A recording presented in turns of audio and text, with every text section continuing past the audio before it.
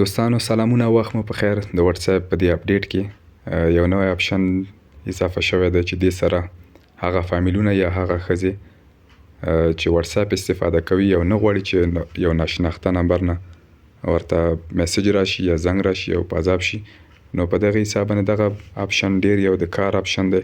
تاسې به خپل واتس اپ خلاص کړئ. واتس اپ نه وروسته به په دې 3 ټکو کلیک وکړئ. کلیک کول نه وروسته به سیټینګز ته لاړ شئ.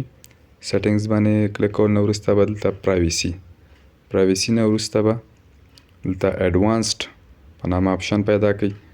دلته دغه لومړنی اپشن چې ما دې نه مخکې فعال کړی و، که ستاسې دا ډول غیر فعاله وي نو تاسې کولی شئ چې داسې فعاله کړئ. نو دا وه د نن ورځې ویډیو. که خوښه شوې مې وي در سره لایک یې کړئ. که کوم نظر یا پوښتنه لرئ له موږ سره یې د کامنټ له لارې شریکه کړئ.